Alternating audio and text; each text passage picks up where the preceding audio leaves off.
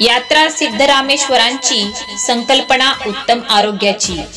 श्री सिद्धेश्वर यात्रेनिमित्त भव्य आरोग्य शिबिर, मोफत मोतीबिंदू शस्त्रक्रिया, नेत्र तपासणी, मोफत चष्मे वाटप, मोफत औषधोपचार, बालरोग तपासणी, दात, कान, नाक, घसा तपासणी, स्त्रीरोग, त्वचारोग, हृदयरोग आणि विविध आजारांची तपासणी। दिनांक 14, 15 आणि 16 जानेवारी 2024 रोजी सकाळी 10 ते रात्री 10 पर्यंत। स्थळ होम मैदान सोलापूर। आपले विनीत, शिवसेना सोलापूर शहर व जिल्हा। ताज्या आणि सुपरफास्ट बातम्या पाहण्यासाठी स्वराज्य न्यूज मराठीला सबस्क्राईब करा आणि बेल बटन प्रेस करा। सोलापुरात आगामी लोकसभा निवडणुकीच्या पार्श्वभूमीवर भारतीय जनता पार्टी, शिवसेना आणि राष्ट्रवादी काँग्रेस यांच्यासह 14 पक्षांच्या पदाधिकाऱ्यांचा मेळावा येथील जामगुंडे मंगल कार्यालयात आयोजित करण्यात आला। यावेळी महायुतीच्या सर्वच पक्षांच्या नेत्यांनी जोरदार शक्तीप्रदर्शन केले। नरेंद्र मोदी यांना तिसऱ्यांदा देशाचे पंतप्रधान करण्यासाठी सर्व पक्षाच्या नेत्यांनी आपले मतभेद विसरून ही एकी अशीच कायम राहावी अशी हाक यावेळी देण्यात आली। सोलापूर येथे महायुतीतील सर्व पक्षातील कार्यकर्त्यांचा जिल्हास्तरीय मेळावा सोलापूर जिल्ह्याचे पालकमंत्री चंद्रकांत पाटील यांच्या अध्यक्षतेखाली संपन्न झाला। या मेळाव्यास राज्याचे आरोग्यमंत्री तानाजी सावंत, खासदार डॉक्टर जयसिद्धेश्वर शिवाचार्य महास्वामी, खासदार रणजितसिंह नाईक निंबाळकर, ज्येष्ठ आमदार बबनराव शिंदे, ज्येष्ठ आमदार सुभाष देशमुख, मेळाव्याचे समन्वयक तथा आमदार सचिन कल्याण शेट्टी, आमदार समाधान आवताडे, माजी खासदार अमर साबळे, आमदार शहाजी बापू पाटील, आमदार राजेंद्र राऊत, आमदार रणजितसिंह मोहिते पाटील, आमदार यशवंत माने, माजी आमदार राजन पाटील, माजी आमदार प्रशांत परिचारक, माजी आमदार तथा राष्ट्रवादीचे जिल्हाध्यक्ष दीपक साळुंके पाटील, राष्ट्रवादीचे शहर जिल्हाध्यक्ष संतोष पवार, शिवसेनेचे जिल्हा संपर्क प्रमुख शिवाजी सावंत, जिल्हा प्रमुख अमोल शिंदे, जिल्हा प्रमुख मनीष काळजे, जिल्हा प्रमुख महेश साठे, जिल्हा प्रमुख चरण चौरे, भाजपचे शहराध्यक्ष नरेंद्र काळे, भाजपचे नेते शहाजी पवार, विक्रम देशमुख, राष्ट्रवादीचे किसन जाधव, रणजितसिंह शिंदे, रिपाई कवाडे गटाचे राजाभाऊ इंगळे, महेश चिवटे, भाजप जिल्हाध्यक्ष केदार, महिला आघाडीच्या रोहिणी तडबळकर, राष्ट्रवादी महिला आघाडीच्या सुवर्ण झाडे यांच्यासह भाजप, शिवसेना, राष्ट्रवादी काँग्रेस यांचे पदाधिकारी, कार्यकर्ते हजारोंच्या संख्येने या मेळाव्याला उपस्थित होते। दुपारी 3 वाजल्यापासून आपल्यापैकी बरेच जण या मेळाव्याला आलेले आहेत आणि त्याच्यापेक्षा जास्त वेळ हा महायुतीतल्या सर्व घटक पक्षांचा मतसंक्रांतीच्या निमित्ताने मेळावा, याच्यापेक्षा जास्त वेळ लावणं सोयीचं नाही। तसाही मी खूप कमी वेळासाठी नेमक्या मुद्द्यांवर बोलण्यासाठी प्रसिद्ध असल्यामुळे एक 5-7 मिनिटात माझं भाषण संपलं की हा मेळावा संपेल। त्यामुळे आपल्या सगळ्यांना विनंती आहे की मी योजना फार मांडणार नाही, परंतु महायुतीतल्या सगळ्या पक्षांनी आगामी काळामध्ये एकरस होण्यासाठी, एकत्र होण्यासाठी काय केलं पाहिजे अशा प्रकारचं मांडणी आणि आवाहन करण्याचे उपाय। व्यासपीठावरच्या सर्व मान्यवरांना त्यांची नावं देण्याच्या पेक्षा व्यासपीठावर सर्व मान्यवर असणारेपणे वेळही झाला आहे आणि बऱ्याच वेळा एखादं नाव सुटलं, जो माझ्या पुढच्या बोलण्याचा मुद्दा आहे, नाव सुटलं की जाताना शर्ट ठेवतात। आम्ही नाही सगळ्यांची नावं घ्यायला वारंवार भेट झाली की लक्षात राहतं, त्यामुळे कोणाचं नाव घेतलेलं बरं। जास्तीत स्वामीजींचं नाव आपल्या सगळ्यांच्या आदरणीय आणि व्यासपीठ सर्व मान्यवर महायुतीतल्या सर्व घटक पक्षांचे कार्यकर्ता, नेता, बंधू होईल। आपल्यापैकी अनेक वक्त्यांनी आधी सांगितल्याप्रमाणे 2 पक्ष एकत्र येऊन जून 30 पासून 30 जून 2022 ला आणि एकनाथजी मुख्यमंत्री शपथ घेतली आणि भारतीय जनता पार्टी आणि शिवसेना एकत्र आली, सरकार केले। त्यानंतर अजितदादा राष्ट्रवादी पक्ष घेऊन या सरकारमध्ये सामील झाले, परंतु ह्या सगळ्या कालावधीमध्ये विकासाची कामं चालली आहेत, मंत्रिमंडळाच्या बैठका स्वाभाविकपणे एकत्र होत आहेत, तिन्ही पक्षाचे मंत्री आहेत, परंतु ज्याला प्रत्यक्ष काम करणारा फील्डवरचा कार्यकर्ता याचं एकमेकाशी मनोमिलन झालं नाही असं मी चुकीचा दावा करणार नाही, पण ते अजून नीट झालं.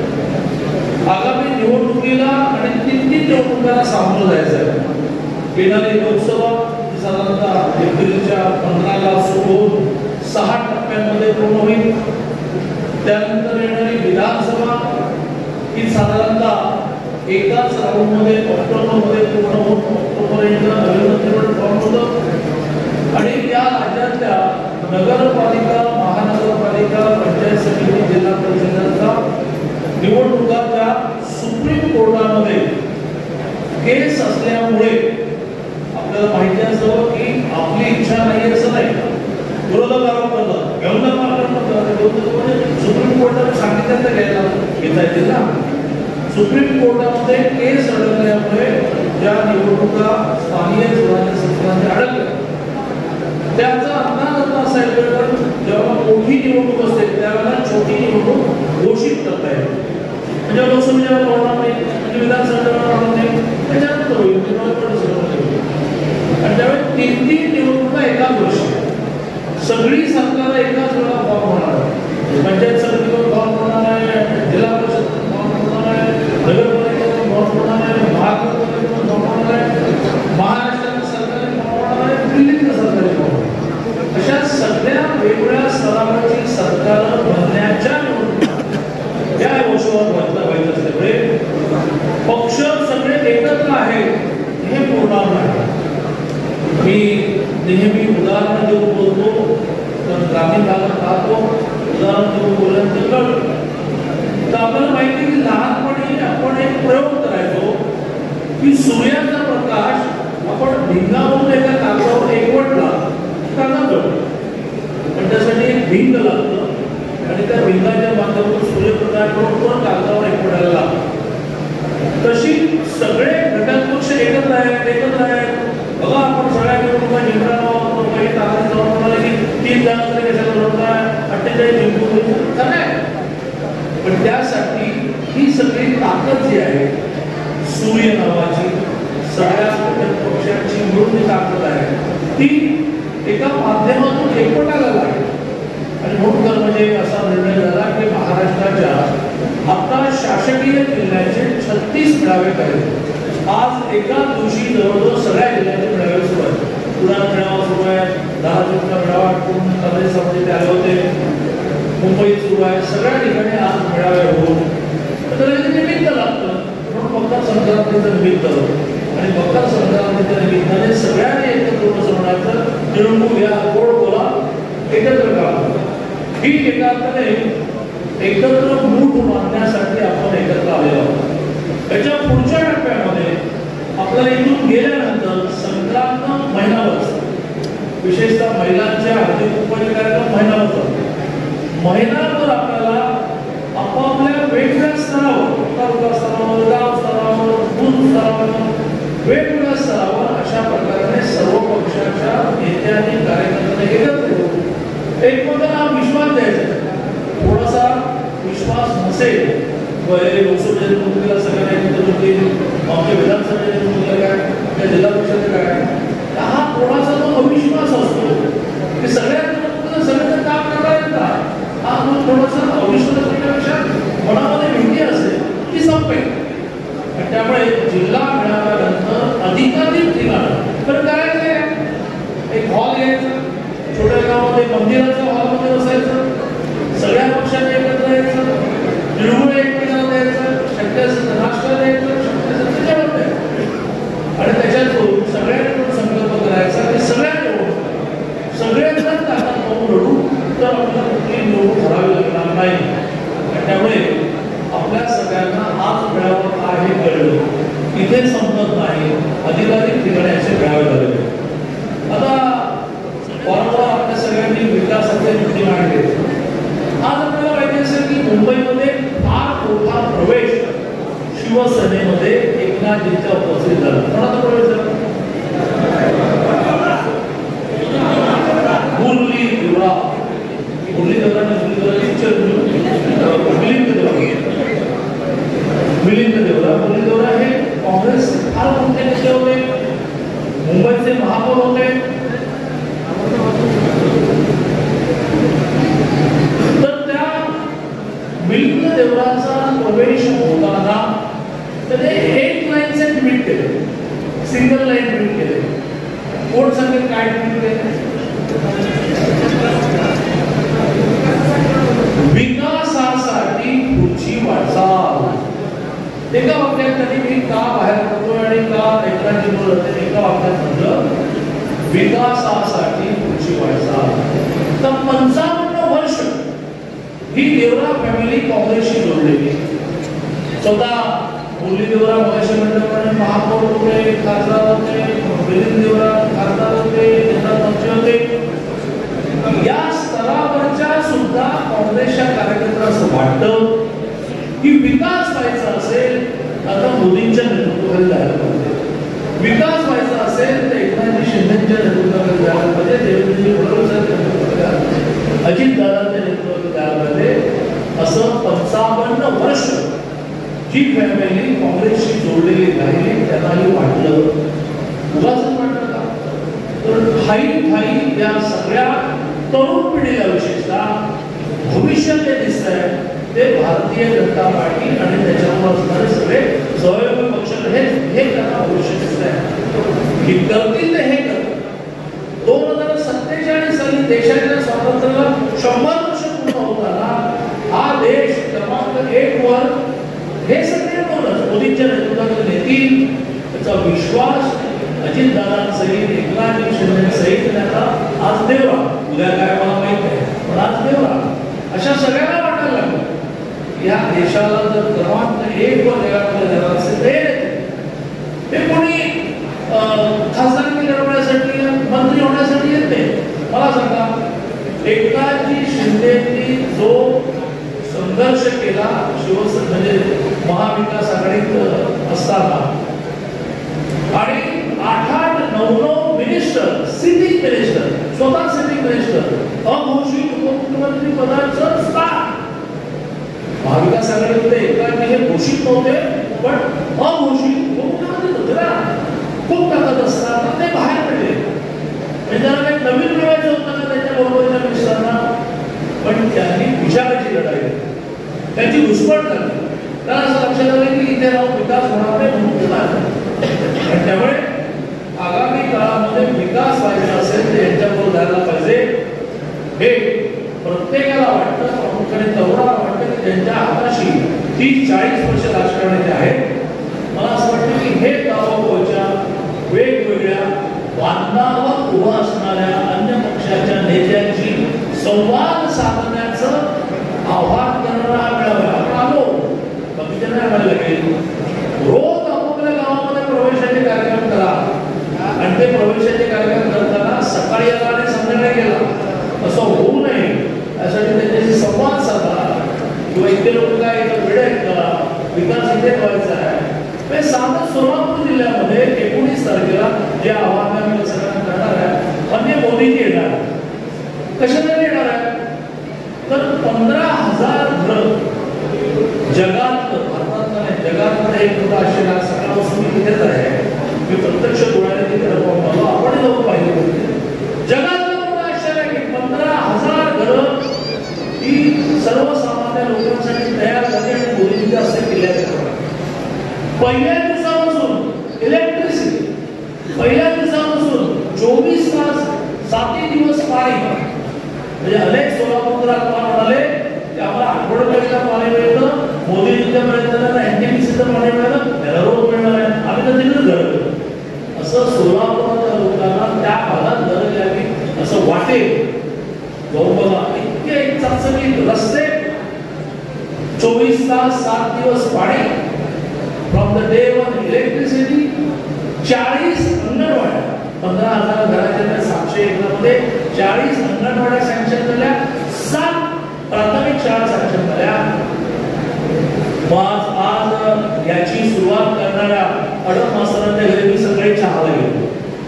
अडप मास्तर मोदीजी आणि देवेंद्रजी इतकी स्तुती करत होते, इतकी स्तुती करत होते, इतकी स्तुती करत होते. म्हणजे अडप मास्तर बहुधा मला विधानसभा निवडणुकीत देवेंद्रजींच्या मतदारसंघात तुम्हाला प्रचाराला पाठवावं लागेल.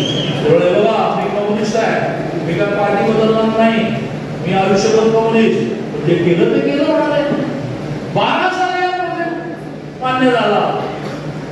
14 सालापर्यंत हात झाला नाही. 14ला मोदी पंतप्रधान झाले. मी मोदींकडे गेलो. 14ला त्यांच्याकडे गेलो. आणि किती गोष्टी नियमाच्या बाहेर, चौकटीच्या बाहेर केल्या माहिती ना. या सगळ्या भागामध्ये आता एक नगरपालिका निर्माण होणार नाही. जी नगरपालिका ह्या सगळ्यांचं रोजचं कचऱ्याची व्यवस्था, पाण्याची व्यवस्था करणार नगरपालिका.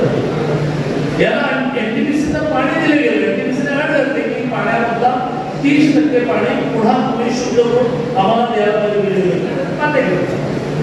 त्यामुळे अडप मास्तर म्हणाले की मला जाहीरपणे मोदीजींचा आणि देवेंद्रजींचं अभिनंदन करण्यामध्ये संकोच नाही, कारण त्यांनी हे केलं.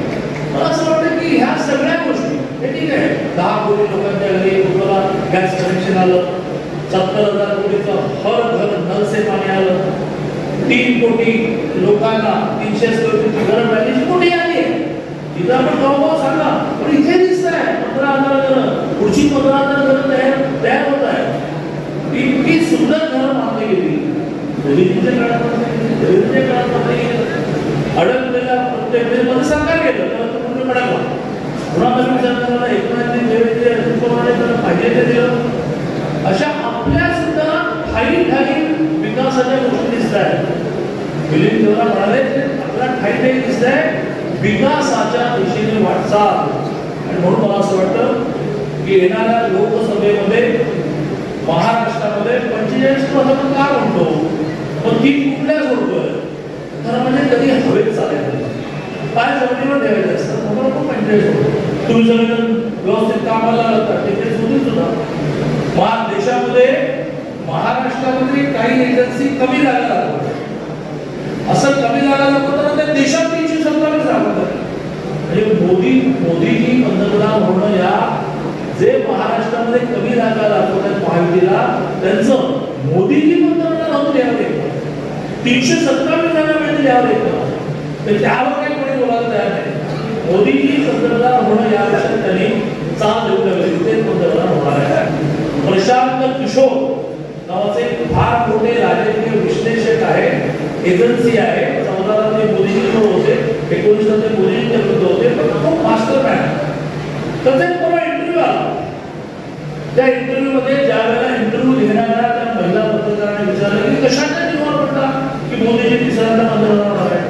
ते म्हणाले की मोदीजींनी जात पात भाषा धर्माच्या वर आलेली एक लाभार्थी गरजू लाभ मिळालेली उपयोग झालेली एक बोडबॅग उभी केली.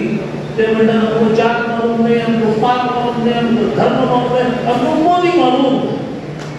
असं प्रशांत किशोरने म्हटलं. त्याचं मोठं उदाहरण 2 वर्षापूर्वी बिहारमध्ये झालं. बिहारमध्ये नितीश कुमारांनी आपण एकत्र लढलो आणि नितीश कुमारच्या डबल आपल्याला आला. प्रामुख्याने एक बेल्ट बिहारमध्ये देशाच्या बॉर्डरवर असं आहे की तिथे मुस्लिम संख्या जास्त आहे. तिथल्या 29 जागांपैकी मुस्लिम बहुसंख्य 29 जागांपैकी 16 जागा जिंकल्या मिळाल्या. लोक हैराण झाले की म्हणाले की मुस्लिम महिला जागा कशा मिळाल्या. मुस्लिम महिलांनी रांगेने मोदीजी रांग लावून मोदी जी के कारण हम स्वतंत्र हो गए. तलाक कायदा यांनी केला की त्यातून तलाक 9 लाख करून बाहेर काढायचा नाही काढू शकणार. आपापल्या घरामध्ये मुस्लिम महिलांनी धाडस करून म्हणाला आपण मोदी को मतदान करेंगे. 16 जागा मिळाल्या. 19 पैकी 16 जागा. प्रशांत किशोर म्हणाला ते हे आहे की तुम्ही कृतीवर चर्चा करा, ह्या यात्रा करा, त्या यात्रा करा. एक लाभार्थी ज्याला लाभ मिळाला, फायदा मिळाला, आयुष्याचं भलं झालं असा वर्ग मोदीला. मी एक गमतीचं उदाहरण सांगून माझं बोलतो सांगतो. आपल्या देशाचे अर्ध राज्यमंत्री भागवत कराड. ते भागवत कराड आणि घराण्याचे सगळे मंत्री यांना मोदीजींनी एक 6 महिन्यापूर्वी असं म्हटलं की तुम्ही सगळ्यांनी आपापल्या मतदारसंघामध्ये जाऊन लोकांना भेटून 100 लोकांना भेटा आणि किती देतोय अटल पेन्शन गॅस घर काही मिळतंय का हे जरा विचारा बघा आणि मला सांगा. आता मोदीजींनी सांगितलं सगळे मंत्री निघाले आणि त्या दाभोळकर म्हणाले की ज्यावेळेला माझ्या मतदारसंघामध्ये म्हणजे औरंगाबाद जिल्ह्यामध्ये संभाजीनगर जिल्ह्यामध्ये फिरत असताना एका ठिकाणी मला एक म्हातारा बसलेला दिसला. मला असं लक्षात आलं की तो माझ्या गाडी येण्याची वाट बघतोय. मी ड्रायव्हरला गाडी सोडतो त्याला साधी असं वाटतं की हा काहीतरी तशी मागणी घेऊन आडवी उडी मारतो ड्रायव्हर गाडी सोडतो थांबवली गाडी. आता आगीमध्ये पिशवी होती म्हणाला की खाली गाडी मला ते चांगलं आहे म्हणून काय बाबा माझं तुमच्याकडे काम आहे माझ्याकडे काय काम आहे तर तुम्ही मोदीला भेटता का. हो भेटतो आठवड्यात आमची फॅमिली त्यांनी त्याच्या पिशवीतून एक पागोडं काढलं. काय म्हणतो सर्व पागोडं भेटा त्यांनी त्याच्या पिशवीतून एक मळकं फेटा आम्ही तिथे पागोडं काढलं. त्याच्याकडे ना ती मळकी पिशवी फाटलेली पिशवी आणि मळलेलं फेटा काढला. तो म्हणाला की माझं एक काम करायचं फेटा मोदीला देऊन द्यायचं. म्हणाले की हा देतो का देऊ का कशासाठी तुम्ही देताय मला एवढा ग्रामीण भागामध्ये फेटा देणं म्हणजे समोरच्या माणसाला फिरावून देतो असं ना. आमची शाहू महाराज पठ्ठ्याने कुस्ती जिंकली फेटा करून फेकायचं म्हणजे सर्वांना लक्ष आहे की तू मोदीजीला फेटा का देतोस. म्हणाला बाबा माझ्या घरात पोरग आणि सोन्याबरोबर बघते मोदीचे न सुद्धा 2000 वर्षाला दिलंय का त्यातून माझं चाय पाणी होतं औषध पाणी होतं. त्यामुळे मोदींना मला बरेच दिवस झाले आशीर्वाद द्यायचं एवढं मला फेटा म्हणतात कराडाच्या रोड पाणी हा देतो. मग आले आमचे कराड दिल्लीला मोदीजीकडे गेले म्हणाले की मैं गया मतदारसंघ में 100 लोगों को मिला देखिए बुरा व्यक्ति मिला उन्होंने आपके लिए बेटा दिया. तर यांनी पण ठरवलं की तो तसाच द्यायचा मळलेला इस्त्रीला झालेला चुरगळलेला. मोदीजी म्हणाले क्यों दिया त्यांनी गोष्ट सांगितली की म्हणाला की मला अतिशय न सुद्धा 2000 रुपये अकाउंटला न मागता आपापल्या दिवशी ते आले 2000. मग मोदीजींच्या वेळेप्रमाणे मोदीजींना सुखवलं तर कराडात प्रश्न पडला की आमचं कोण नावायचं पुढे शोधायचं. मोदीजींचं तुमचं जवळ परिषदेच्या भविष्य मला कळेल की एखादा सामान्य कार्यकर्ता जसं पाठपुरावा करतो ना कामात तसे करतो उभो 2 दिन में उसको ढूंढो और उसको मुझे फोन लगावे कराड गेले मतदारसंघ जिथे गाडी थांबली तिथे शोधलं म्हातारा सापडला आणि मोदीजींना फोन लावून दिला. मोदीजी चौकशी केली कि बाबा ये अच्छा हुआ आपका बेटा मुझे मिला मैं 2000 रुपये भेजता हूँ उसको आपको बहुत आनंद हुआ आपका और कुछ चाहिए क्या.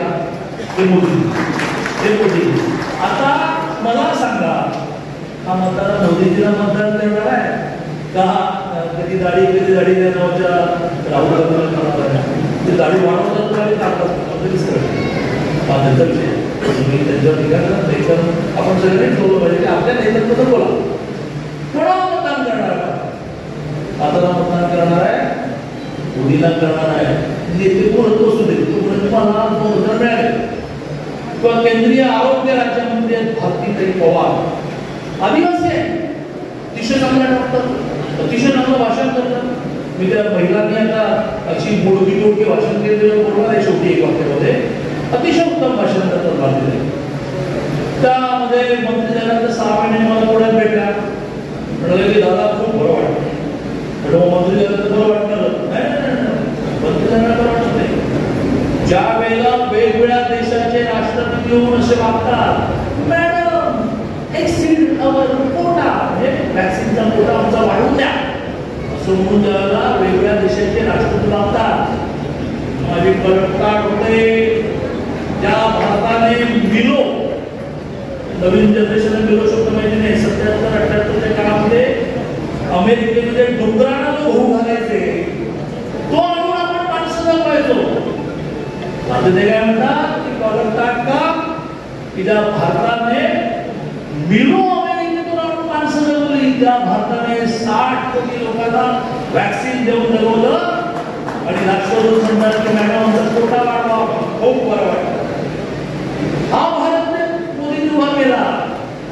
141 कोटी जनतेमध्ये 2 वेळा व्हॅक्सिन मोफत देणं. एका व्हॅक्सिनची कॉस्ट काय होती? मार्केटमध्ये व्हॅक्सिनची कॉस्ट 3000 होती, 2000 होती, 800 होती.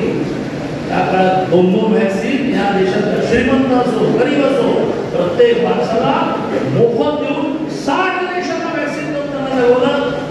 म्हणून मोदी, त्या मोदींना लोक मतदान करणारच आहे. तुमच्यामुळे करणार आहेत की नाही बघा. तुम्हाला श्रेय हवंय की नाही बघा. आता आमचे राजनजी म्हणाले कोरोचे माजी आमदार की आमच्या मतदारसंघातून तुम्हाला 1 मत जास्त मिळेल. हा, यासाठी काम करा. मोदीजी विजय होणार असेल, तुमच्यामुळे विजय होणार आहे ते बघा. आणि जर तुमच्यामुळे विजय व्हायचं असेल तर खाली एकत्र या, नाश्ता करा, जेवण करा, तिळगुळ खायला घ्या, एकमेकांच्या सुखदुःखात सहभाग घ्या. त्या गोष्टीवर माझा फोटो लहान उद्यापासून आम्ही जाणार नाही बैठकीला, असं नका करू. मोदी विजय होणार आहे, तुमच्यामुळे नाही होणार.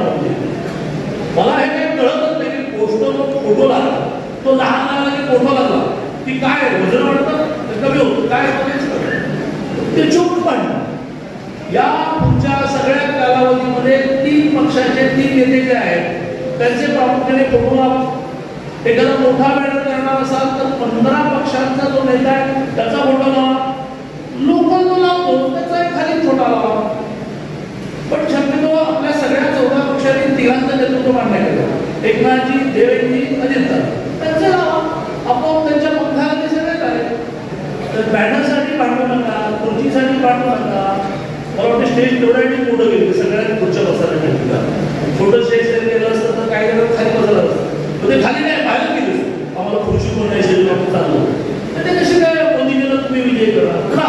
मोदीजी विजय होणारच आहे, तुमच्यामुळे विजय होणार. शेवटी ज्या 3 महिलांना मी आग्रह धरला की त्यांनी बोलच पाहिजे, त्याशिवाय सभा संपणार नाही. अरे जरा तुम्ही पक्ष मजबूत करण्यासाठी जे जे करावं ते करा ना. हा एकमेव देश जगामध्ये असा आहे की ज्या देशामध्ये महिलांना मतासाठी लढाई करावी लागली नाही. जगातल्या सगळ्या देशामध्ये पहिलं पुरुषांना मतदानाचा अधिकार होतो, मग महिलांनी भांडून लढलं. एकमेव देश असा आहे की जिथे 47 साली स्वातंत्र्य मिळालं, 50 साली घटना स्वीकारली, 51 साली पहिली निवडणूक झाली, पहिल्या दिवसापासून महिलांना मतदान आणि पुरुषांना 2 मतं, महिलेला 1 मत नाही, पुरुषांना पण 1 दिलेलं आहे. गरीबाला 1 आणि अंबानीला 6 लाख, असं नाही, गरीबाला 1, अंबानीला 1. जगातली पहिली घटना आहे की ज्याच्यामध्ये झोपडपट्टीतल्या 2 वेळाला जेवायला न मिळणाऱ्या माणसाला 1 मत आणि वार्षिक 6 लाख कोटीची टर्नओव्हर असणारा मुकेश अंबानीला 1च मत. बलाढ्य पुरुष असणाऱ्याला 1 मत, अत्यंत निर्मूळ असणाऱ्या महिलेला 1 मत, सगळ्यांना 1 मत. मग असं जर आहे आणि 50-50 आहे, कोणाच्या गावामध्ये असं तर मला सांगा हो की 40 महिला ज्या 60 पुरुष आहेत, सगळीकडे 49, 51, 50, 50, 48, 52 इतकं 50% महिला आहे त्या देशामध्ये. तर त्यांना बरोबरीचं स्थान देण्यासाठी आरक्षण वगैरे ठीक आहे, 50% स्थानीय स्वराज्य आता लोकसभा विधानसभा 33 कोटी येणार आहे, 33% येणार आहे. आता जाऊन करतील काय? त्यांना भाषणच करता येणार नसतील तर अरे बघा, स्वर्गीय सुषमा स्वराजांची भाषण बघा, लोकसभेमध्ये उभं राहिला की सगळे शांत होतात. विरोधी पक्ष चूप, सुषमाजी बोलत आहेत, स्मृती इराणी बोलतात. या पुढच्या कुठल्याही मेळाव्यामध्ये 5 महिला बोलल्याच नाही, त्याची पुरुषांनी तयारी करून घ्या. तिला अपंग ठेवून, तिला वीक ठेवून, तिला कमकुवत ठेवून तुम्ही या समाजाची प्रगती करू शकत नाही. आणि त्यामुळे माझी आपल्या सगळ्या स्तरावरच्या संयोजकांना विनंती आहे, सर्व पक्षाचे लोकशाही असले पाहिजे, सर्व पक्षाच्या लोकांना भाषणाची संधी मिळाली. कमी कमी बोला, 2 मिनिटं बोला. आणि व्यासपीठावर सगळ्यांची नावं घेऊन बसू नका. माझ्या सीटमध्ये नाव घ्यायचं, व्यासपीठावर मांडलं. आणि महिला 5 प्रत्येकांना बोलल्याच पाहिजे. त्याशिवाय 50% महिला जी आहे तिला मेसेज कसा नाही. राजकीय पक्ष आपला आहोत, त्या राजकीय पक्षामध्ये महिला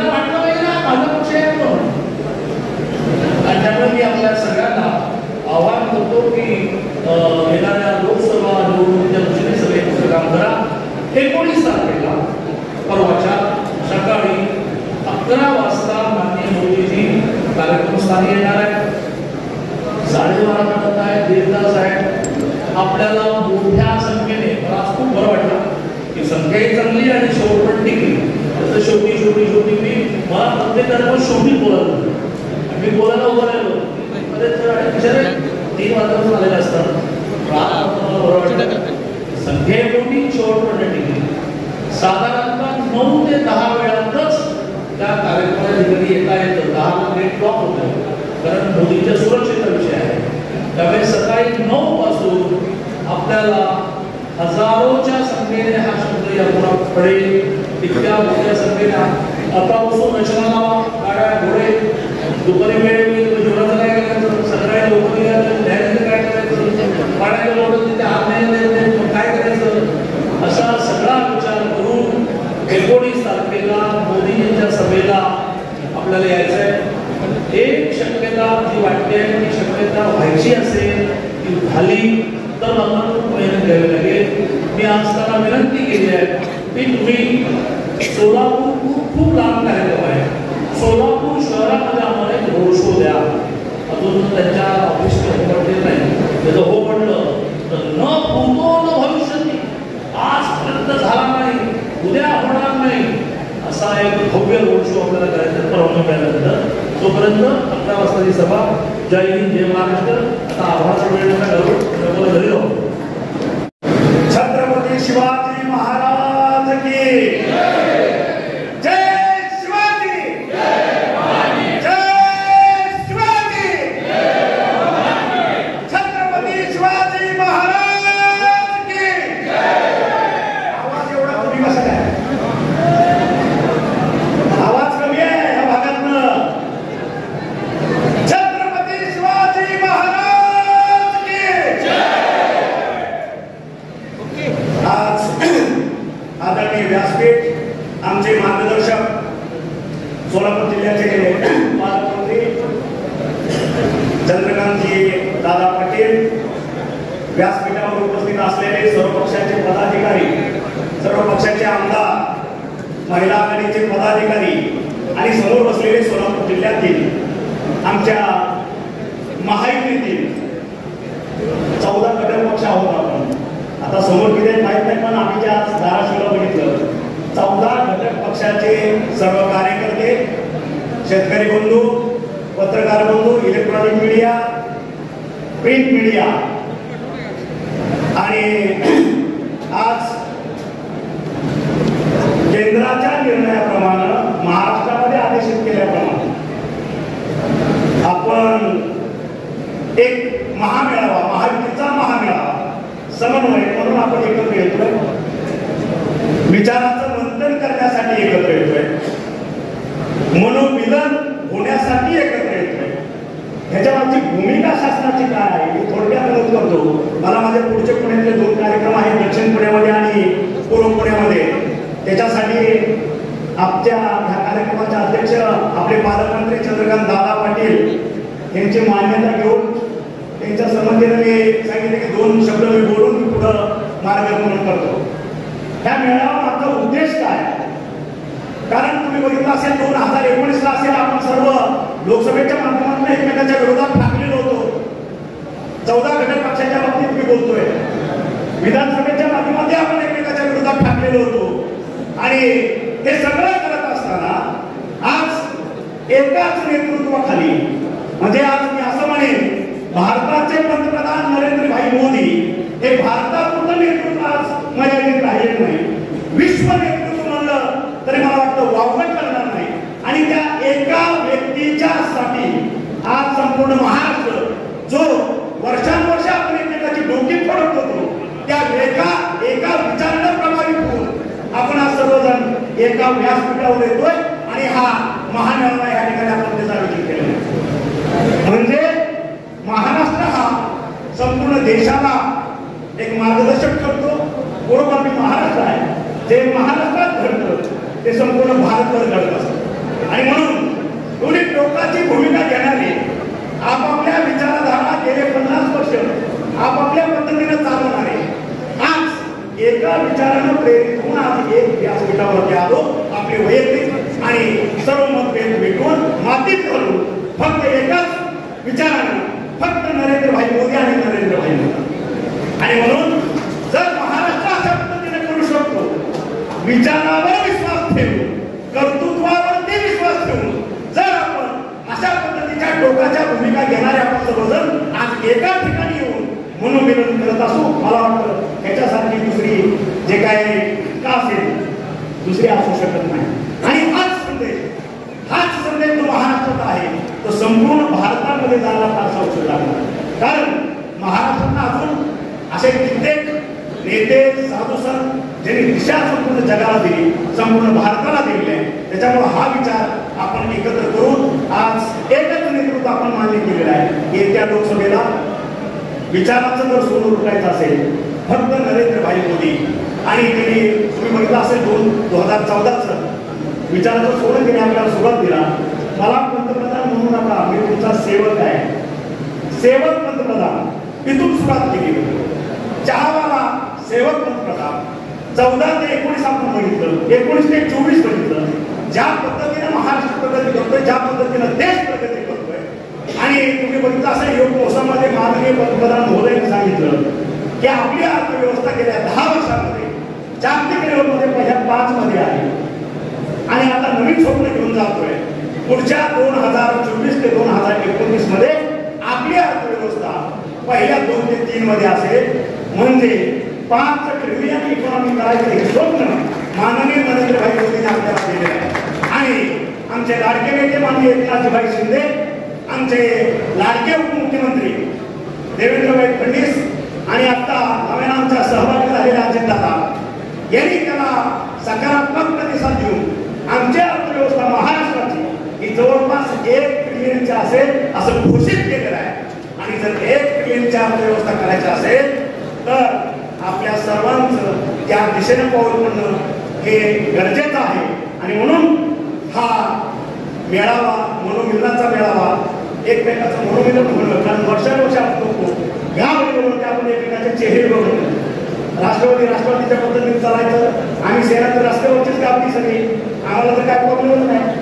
आणि भाजप कागद घेऊन पुढं, त्याच्यामुळं आज लोकशाही, हुकुमशाही जे काय असेल सामधान करणं आणि विचाराचं सोडणं नरेंद्रभाई मोदींचं या सगळ्यांच्या माध्यमातून मला वाटतं अब की बार 400 पार हे वाक्य पुढे घ्या नाहीये. आणि त्याच्या पुढचं महाराष्ट्रामध्ये दादा 3 जागा कशासाठी तुम्ही नाही म्हणता मला हेच कळत नाही. आमचे मुख्यमंत्री म्हणतात की 45 पार, सगळेजण म्हणतात 45 पार, 48 का नाही, कशासाठी नाही. त्या 3 जागेवरती आपण सर्वजण जे काय आज मनोमिलन होतंय, मला वाटतं ह्या मनोमिलनाचा हा संदेश केला पाहिजे. त्यावेळेस महाराष्ट्रामध्ये उर्वरित जे काय उभाटाकडे दिसत नाही, दिसतोय असं म्हणून, कारण राहिला विषय महिन्याचा काँग्रेस असेल संपलेले आणि उर्वरित राष्ट्रवादी यांना औषधालाही महाराष्ट्रातनं खासदार जाता कामा